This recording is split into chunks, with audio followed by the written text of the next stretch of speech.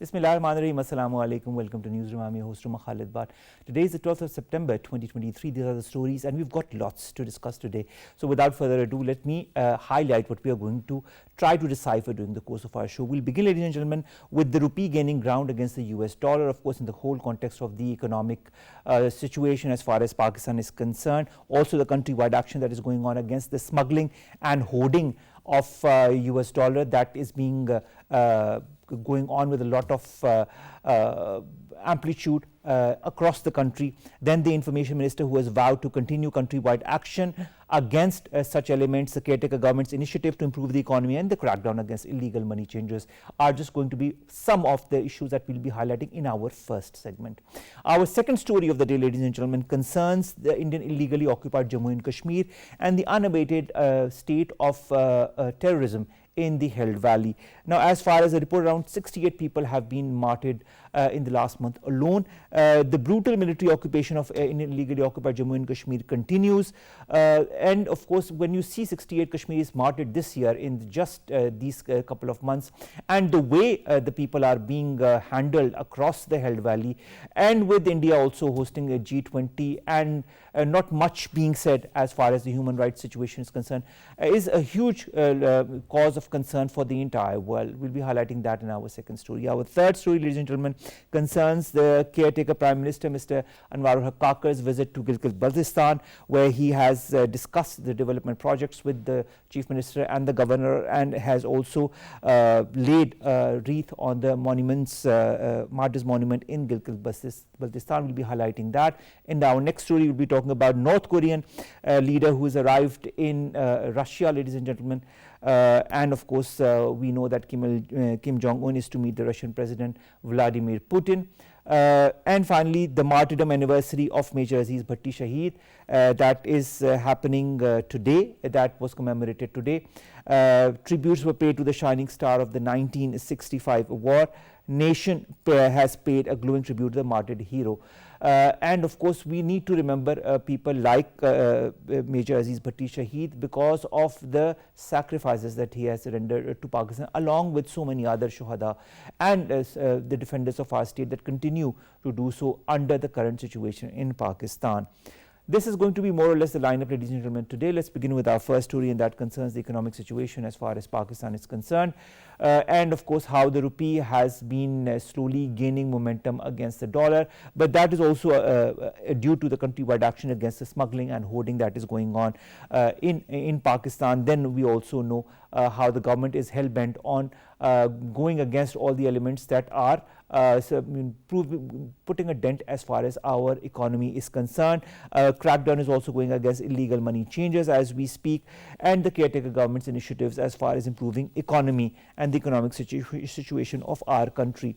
We will be highlighting the different issues that are confronted and how the government is moving forward as far as stopping all those elements who are trying to create havoc as far as the economic situation in Pakistan is concerned.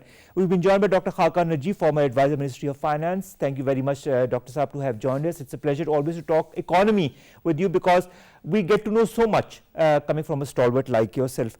There is an ongoing crackdown, Dr. Khaqan, against the illegal money hoarders and the changers and the persons who are involved in the business of hundi, and we all know what this business is all about across the country. What are the reforms, in your point of view, that have been implemented or that need to be implemented in the money exchange sector? So, Omar, good to always join you. We must take this matter very seriously. Pakistan's conditions right now are that we have an interbank market, we have an open market, which we have let be there because it helps get some remittances.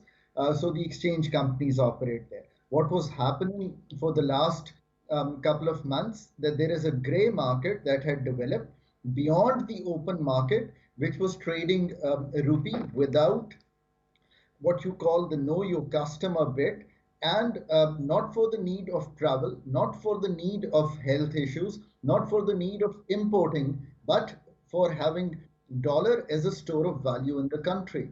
Now, nowhere in the world do you leave your own currency and you start having people invest in another currency or any other currency, maybe pound, euro, or whatever people were buying in terms of these currencies. So monitoring, crackdown, administrative control, or what I say is compliance. This is an illegal gray market that had developed and that had to be curbed. So I fully endorse the administrative actions started by the army chief, followed by the authorities, the military and the civil authorities, and spearheaded by the caretaker setup, the caretaker PM. So all in all, there was no other way to deal with an unregulated market, whereas there were two other markets which were functioning. This was putting undue pressure on the interbank market, which was kind of chasing the open or the gray market.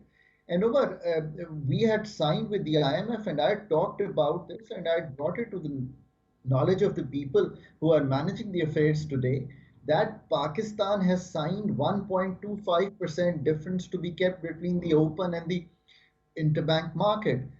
If this difference has gone to 4 or 5 or 6%, it stayed there for more than 5 days, we are breach we are in breach of a structural benchmark, which is a continuous structural benchmark with the IMF. So at many levels, we were facing a challenge. So rightly, the administrative action has been taken. This has also, I think, spilled over to sugar and the other areas where there was smuggling, where there was across the border movement, where there was hoarding, and again, storing them as a store of value um, instead of going and doing some retail job or some manufacturing. Umar, the idea is that there is about 8,500 billion rupees that are in circulation, which is very high for a country like Pakistan. This goes wherever they see a quick buck can be made. So hoarding, smuggling, having dollar as a store of value, all needed to be brought down. I think this is the very initial phase of this movement. We need to now sustain this and have this go on so that the signal is very clear. Whether you are taking illicit control of our electricity through putting, hanging your wire on the state's wires, this is something that the state will not live with. On the other hand, we are trying to consolidate the exchange companies also. Their role is important in the economy. We straight away can't take it away, but corporatizing them, increasing their paid up capital to 50 million rupees, having the banks come in. So this is the second stage of the work that is going on. I think the third stage is where we take this buying of the open market completely away in a couple of months or a year or so, where we stop having to buy these dollars in the open market and only use these dollars where we can have our own account maybe, or whether we need them for imports or travel, etc. The fourth thing that we need to do now, which I think I have seen less of an effort, is for the caretaker set who are heading the economic and the finance of Pakistan to tell us where we are thinking in terms of the dollar liquidity flows into the country. That be the World Bank, that be the multilaterals, that be the commercial flows that have to come, the bilateral flows, so that there is sanctity in the interbank. When I talk to a lot of experts, they're still not clear as to how that is going to happen. As I say, the communication of the government is as important as the action by the government. The communication, the signaling, the advocacy is a main function of any government. The authorities should help the markets understand that what are the kind of dollar flows envisaged in the next 3, 6, or 9 months. That would give comfort to the markets that we are well financed, so the interbank stays within the ambit of the state bank's reserves rising rather than falling. So I think this is what I really want to see as we move on. And of course, then there are these, the fundamental reforms of the economy on our exports, and more so on remittances, which need to pick up in the short run as we improve this interbank rate to be in what you say very closely associated with the open market, so I don't go to the open market or the informal channel to get my monies into Pakistan. All right, I think that is very important. And now that you are seeing the results that are emanating and the difference that has really shrunk between the open market and the interbank market, as was very evident today, the rupee was being quoted at 299 for selling, 296 for buying purposes in the open market. Now, you talk about, unauthorized monitoring and how this needs to be controlled. The different steps that you have pointed out are very good. You talk about 3, 6, 9 months. What about the next years? 2, 3, 5, 10 years? Shouldn't we have a long-term plan as far as how to control the rupee versus dollar parity, as well as the other economic issues that are directly or indirectly linked with these? So, Omar, these are very important points that you're raising. Once, because in the short run, I want to make sure that my liquidity in the market, in the interbank, stays quite comfortable and my reserves keep building, because even at $7.8 billion is not a comfortable level to be at. But in the 6, 9 months and beyond that, on a 3 to 5 year horizon, of course, we need to move away from the debt instruments and move towards the investment instruments. Omar, Pakistan's investment to GDP ratio is 13.6% in FY23. I always try to bring forth to the whole nation this thing. The countries which have done well, the East Asian miracle, countries like Vietnam, our bordering neighbor India, China, all of them have one facet in common, and that is that their investment to GDP were in the range of 25 to 30%, or even 35 when the East Asian miracle was happening. The reason I say this is that it's very simple. It is, you save and you invest part of your GDP, you build new manufacturing plants, you improve your productivity, you invest in your education, you invest in your that is the only way to make your country productive. So the next 3 to 5 years in Pakistan should be defined by three things. Pakistan's rising investment to GDP. SIFC is a good initiative, both for the foreign friends and for the domestic 5.2 million small and medium enterprises and the large folks. Secondly, this should be about increasing Pakistan's productivity, whether that's in the agriculture sector or in the sectors like mineral and mining and manufacturing to connect with the world. And thirdly, Pakistan's structural issues of energy sector and having a large footprint of the government in the SOEs have to go away, with the government pulling out of, you know, making electricity, supplying electricity, transmitting electricity, making the policy of electricity, policing electricity, and regulating electricity. The government has to pull out of this, like we did in the reform of the telecom sector, in the reform of the banking sector. If we are able to move in this kind of direction, you can come back to me and hopefully you'd be the most senior, most anchor in PTP world. And the, the 3 to 5 years would be a defining era for Pakistan. But all these things have to be put together from the 9 month plan that we talked about and then the 3 to 5 years. The only element in this to make it happen, besides the establishment and the political party is pulling in one direction, is the level of competence we build, which has clarity in the way I've explained you these things, and then they can, do the managerial work to put them into action and complete them. I'm really hoping that we can put together that level of expertise to do all this work. Dr. Khaqan, a set of laws that also complement the efforts that are being made currently by our establishment or our current caretaker setup, it needs is also the very important in this day and age when Pakistan is facing so many economic challenges. Our President Dr. Arif Alvi gave his assent to the Price Control and Prevention of Profiteering and Hoarding Amendment Bill 2023 that was passed on the 7th of August, while the Senate passed it on the 9th of August. I mean, this is just a month away. Do you feel bills like these will be useful to stabilize our economy? Do you think we need more legislation in this regard? I think what we need to start thinking about is that price regulations are one angle that need to be carried forward, but also competitive behavior within the areas where we are trying to regulate will be another way to think about it.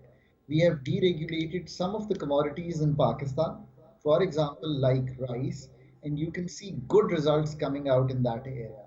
So it is not only that price settings and price regulation are the way to go. The other way to go is also to have markets develop in Pakistan, competitive behaviors develop in Pakistan. Rice is a success story of 2.5 to $3 billion of exports, price maintenance in the country, and yet we are feeding rice to the majority of the people in the country. So all these ideas have to be debated. Somewhere strengthening of the regulation will help. Somewhere liberalizing and having a market mechanism would help. These are the competitive behaviors that we have to create in the nation. If you improve productivity of agriculture, most of these issues would go away. Once we start producing, at least more than 50 to 60% of what the world's best do, we are right now under 50%. Once we start doing that, you will have enough stocks. You will have enough stocks to feed the UAE, the Saudi Arabia, the Middle East demand. And that's the idea of the SIFC as well. That there are 9.3 million hectares in Pakistan which are like vacant and can be used for cultivation. That's something that Pakistan has to think about. Use the land that is not under cultivation, improve the productivity of the land which is under cultivation, help the 95% farmers in the country who are small, but also create cooperative farming so that they can put their assets together and be into more professional farming, whether it's through having drip irrigation or better quality seed, and then use in funding from the outside to do corporate farming. These are the smart ideas. These are the ideas of the day. I think we are trying to think through them, and hopefully we can move under the current regime also, but in the upcoming regime, whenever the elections are held, and we say steadfast in this manner, market creation, productivity of Pakistan, investment of Pakistan.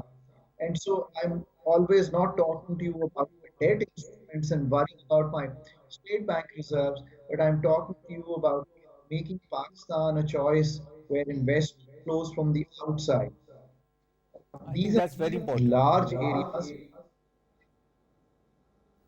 Of course, these are very important, and as you said, these are large areas that need to be looked upon not only in the coming months but also in the coming years. And we need to formulate a policy and take the necessary reforms that take us in the right direction. There needs to be a continuity of policies by whichever government comes after the next elections, whenever they are held, and that is very important. The continuity of the policies that currently are going on, because I feel, and we are seeing the results of the different actions that have been taken by the caretaker government and the establishment. Speaking of which, in the ongoing crackdown against power theft, over 27 million rupees recovered, 194 electricity thieves arrested. Pakistan Customs seized essential commodities worth 2.25 billion rupees over the past fortnight.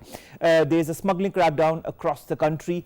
Do you feel such actions need to continue on a long-term basis as well, so that we inculcate that fear of going towards these red lines or these areas that should not be even touched, whether it be hoarding, whether it be smuggling, that go as against the basic policies of development in Pakistan?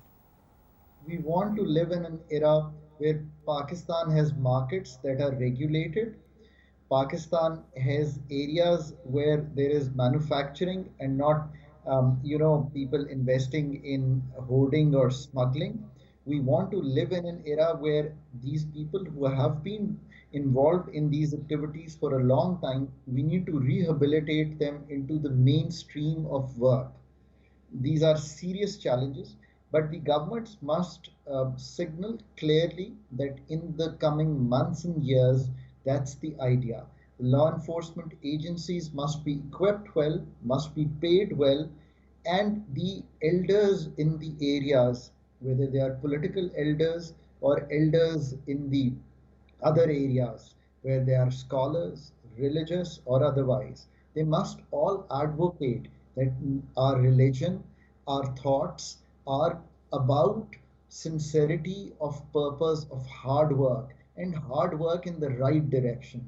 I think that has become very important to inculcate in the upcoming generation and the generation who has been involved in this, that this is something we need to give up. But the state has to at the same time move to create the kind of opportunities where these people can move away more comfortably into areas where they can earn a living. Because you have to remember, when people don't have a living, they sometimes tend to do things that we don't appreciate, but we also have to rehabilitate those people. So it's a social contract also that we need to build with these people. The law enforcement agencies must have their role very clearly cut out, and their orders always to stay Pakistan safer. But we do have a big border. We have fenced it, but it's still porous. So in this multiplicity of issues, we are trying to manage this. It will take a while, but if the signaling of the authorities stays consistent, the markets would respond that way. Even the market of smuggling would respond the signals that the state gives. And the signals must stay persistent for 6 months, a year, so that we can rehabilitate all this. It's not going to be an easy task. It's not going to go away completely within a small frame of time.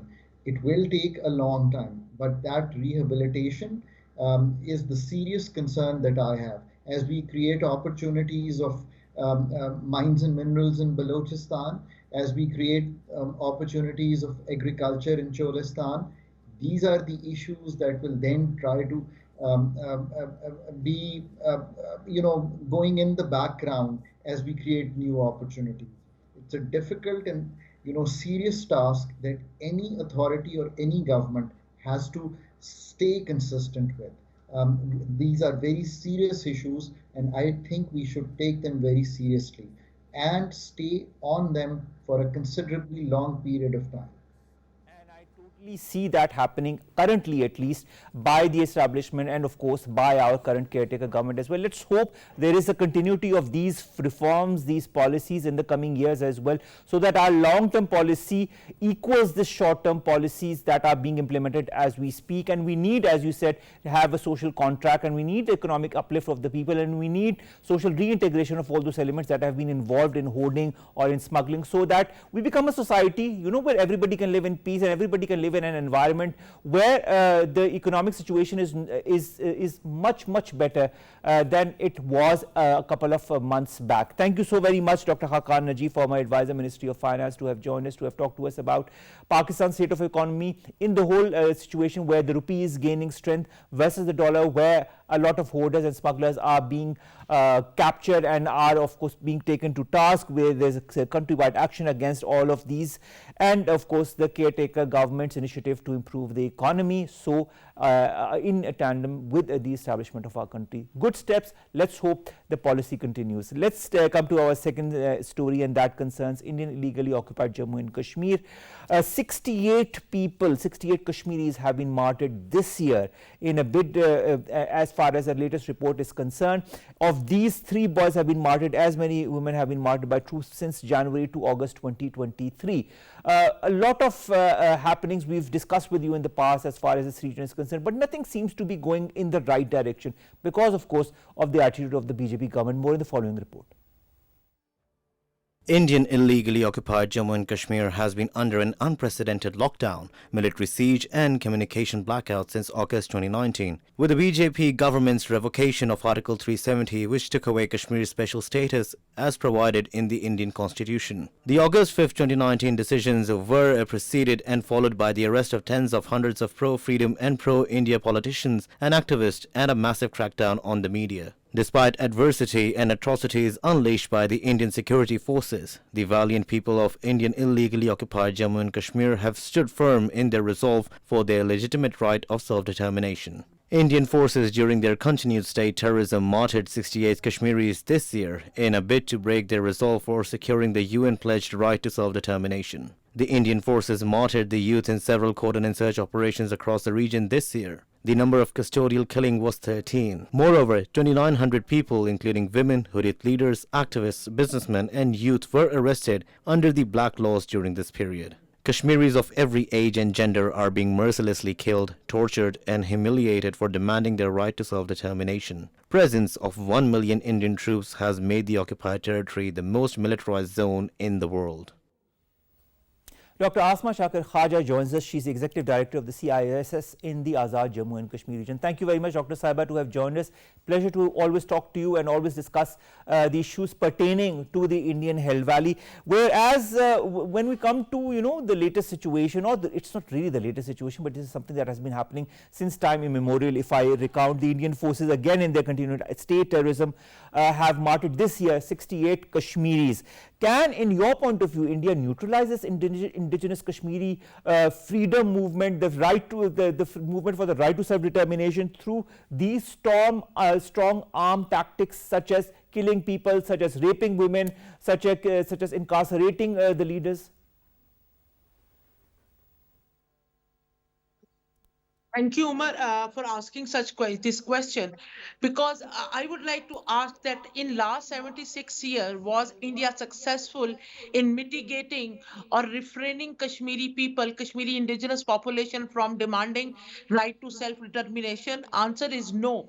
If Jammu genocide, which killed several hundred thousand Muslims, if the brutalities led by Indian armed forces, they were unable to push Kashmiris from or to refrain Kashmiris from asking or demanding their right to self-determination for last 76 years. So even now, there is no slight chance that Indian brutality or brutality by Indian armed forces would achieve this goal.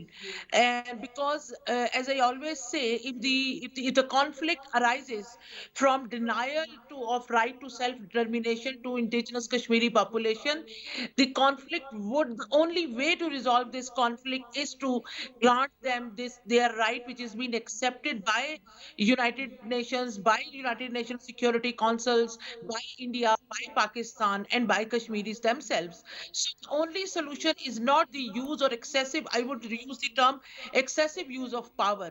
The only or state-sponsored terrorism is not the solution to resolve Kashmir conflict. The only solution to resolve the Kashmir conflict is granting right to self-determination as per UN resolution. So India, whatever Modi, we all know while studying Modi regime as a student of political science, Modi's policies are aggressive. Modi relies on aggressive posturing to achieve his targets. So that is what they are practicing, at least for last during Modi regime, because before that there was a thought on and Kashmir conflict, and the situation was getting better because India and Pakistan were negotiating a solution or a possibility to implement United Nations Security Council resolutions on Kashmir.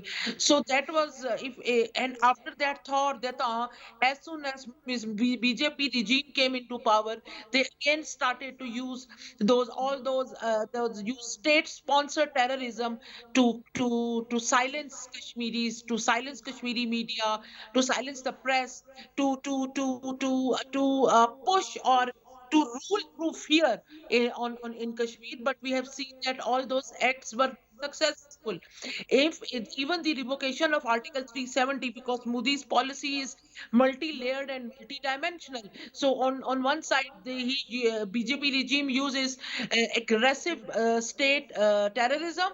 Then on the second layer, they use to amend the constitution to legitimize the illegitimate state actions. And but still, you have seen that the Kashmir remains the nuclear flashpoint, and Modi himself proved it during on in February 2019 during Balakot crisis that until or unless Kashmir issue would be resolved as per the will of Kashmiri people and the UN Security Council resolutions, there is no other way to ensure strategic stability in South Asia between Pakistan and India. That is so true, and I really hope that stability comes. But looking at the way the results of the various resolutions on Indian illegally occupied Jammu and Kashmir have yet to be implemented in principle, I see a light, but a bleak light at the end of the tunnel. They said the G20 summit was recently held in India as well, and a lot of important players from the United Nations Security Council were there. Did you see any important talk, discussion on the human rights issue in Indian illegally occupied Jammu and Kashmir, or anywhere in India for that matter, made by any one of the leader or made in any of the statements at the end of the G20 summit? I'd like to refer to what the AJK chapter convener of the All Parties Hurriyat Conference, Mr. Sagar, said. He said that the G20 nations' quest to create a more equitable and safer world is linked to the resolution of the long-standing Kashmir issue. I'll come to your response, but we have to take a short break. We'll be right back after this break, and we'll take Dr. Sahiba's answer.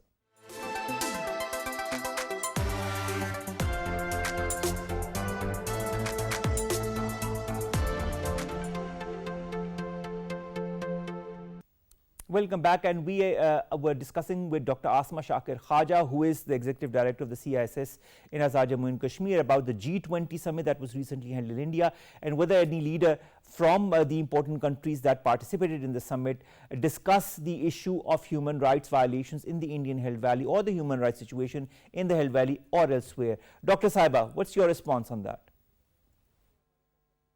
The behavior of international global leaders during the G20 summit, that none of them raised any human rights issue during the visit, whether it was the killing of Christians in Manipur, killing of Dalits, mob attacks, lynching of Muslims and Dalits, and atrocities in Kashmir. Even US president in another country, Vietnam, he talked or he reported that he discussed the human rights violation with Indian president Mr. Modi. But inability to discuss or talk about this in India, she reflects that what is the level of freedom of speech in India right now. As you asked that if any Indians or anyone highlighting red flags in India during the summit, answer is yes. But those journalists are already facing harassment and different tactics of subjugation by Indian government under Modi, and those journalists or those, I would say, academics as well. They include Rana Ayub, Arundhati Roy, Ashok Swain.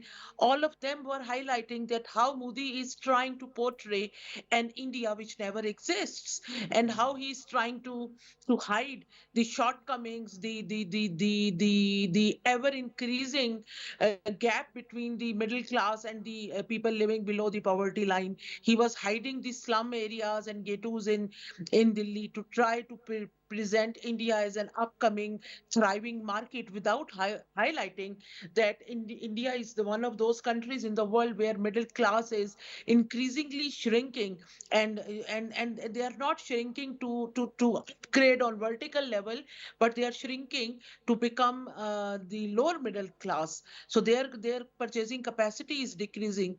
So in Modi only try to represent what is not even less than a 1% population of India, the elites, the upper middle class. And we have seen that with several hundred billions, the stadium or the stage or the building prepared to host the G20 summit, that was after only one flash of rain, that was looking like a swimming pool. So Modi, we know, and this is what exactly Modi does with India, with Manipur, with Kashmir, that through the the bubble of propaganda, he tries to hide the reality and the truth, and the misery of the oppressed communities, they somehow lost in between. And I, as a student of international security, I see the way international community, international leader, those leaders, they chose to ignore all the human rights violations against different communities or my ethnic and religious minorities in India. This reflects that they themselves have prioritized economic benefits on the human rights violation, or they prioritize economics over humanity. And this is the sad reality of this international system. But the actual problem is that even now, that idea of shining India is not that real, as we have seen in the case of Mr. Adani, that how with the help of BJP, he created a false bubble of being one of the richest persons of the world, which he was not, and then all the scandals attached to that. So unfortunately, world, not as a as a part of collective conscious of the world, try to highlight that how country which is involved in genocide of Christians in Manipur, genocide of Muslims, and genocide of Dalit and other minorities, number one, can host or lead G20, but somehow Mr. Modi, with the help of his propaganda machine, managed to achieve that. Well, I hope that all the work that is being done by the international human rights organizations, UNHRC, Human Rights Watch, Genocide Watch, and so many others that have been highlighting these very human rights abuses might come to some kind of fruition. I understand what the lot of important global players are doing, as you have said that prioritizing economic relationship over the human rights situations in countries such as India, which considers itself quote unquote to be the largest democracy in the world and also to be a pluralistic country, as was highlighted in a G7 summit recently by Mr. Narendra Modi. But this said, the only way that things can revert or things can go towards some kind of normalcy, whether it be in the Indian held valley or beyond the Indian held valley within India, is when these words, these statements are actually translated into some kind of action. Pakistan has been highlighting that since a very long time, and I hope that some kind of action is sooner or later taken by the important organizations that can put certain pressures on India. Thank you very much, Dr. Asma Shakir Khawaja Sahiba, to have joined us, to have talked to us all the way from Azad, Jammu and Kashmir on the grim human rights situation in the Indian held valley. 68 Kashmiris have been killed since the beginning of this year, and this is something that is not going to stop. We have been seeing that, we've been highlighting that over the last couple of years, and we don't see this stopping unless and until some kind of pressure comes from the powers that be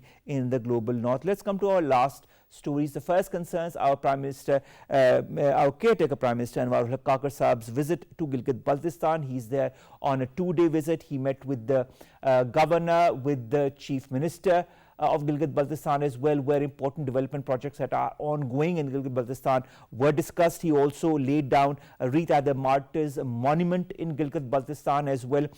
He was accompanied by Interior Minister Sarfaraz. He is accompanied rather by Interior Minister Sarfaraz Bukti, Minister for Information Mr. Murtaza Solangi. A contingent of GB Scouts also presented the Guard of Honor to the Prime Minister. He was briefed by the Chief Secretary Gilgit-Baltistan Muhyiddin Ahmed Bani on various matters that pertain to Gilgit-Baltistan, and of course the students from Gilgit-Baltistan also presented different projects that they are currently completing in the area. Let's come to our next story, and that concerns the 58th martyrdom anniversary of Major Raja Aziz Bhatti Shaheed. September 12th, today, marks the 58th death anniversary of our hero who laid down his life for the defense of the motherland. Major Aziz Bhatti Shaheed was a company commander deployed in the Burki area of Lahore front during the 1965 war. And of course, he is considered to be a shining star of this war, who stood as a leaden wall in front of the enemy and sacrificed his life for mankind. The fact also remains that he is one of those who have laid the foundations for our armed forces and for our Jawans. May his soul rest in eternal peace. North Korean leader, ladies and gentlemen, Kim Jong-un has arrived via rail in Russia, where he is due to meet with President Vladimir Putin. Moscow apparently wants to buy North Korean munitions for the war in Ukraine, says the US, but North Korea meanwhile wants food aid and possibly technology to help its banned nuclear and missiles program. This is being stated by various analysts. It is not exactly clear where both the leaders are going to meet. The train of Kim Jong-un is reportedly heading north away from Vladivostok, where of course Vladimir Putin is currently stationed. Let's see where and when this meeting is held. And ladies and gentlemen, before we leave, I'd like to say a little word about the devastation that is being caused in two important places across the world. The first is Libya, where Storm Daniel hit the country, and apparently 10,000 people are unaccounted for and possibly dead as a result of that. 1,000 bodies have been found in Darna. An old 1/4 of this eastern city of Darna has been wiped as a result of this storm. Dams have been burst, buildings have been completely wiped out. You can see the images in the parallel window. And of course, I'd also like to say a little word about Moscow, not Moscow, but Morocco rather, where around 2,800 people have perished as a result of the earthquake, and 2,500 have been injured.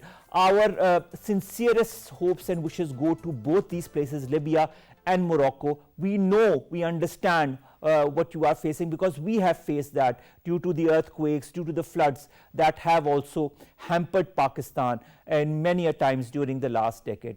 With that, ladies and gentlemen, we come to an end of today's newsroom. We'll see you inshallah tomorrow with news story segments that pertain to US and Pakistan. Stay safe. Allah Hafiz.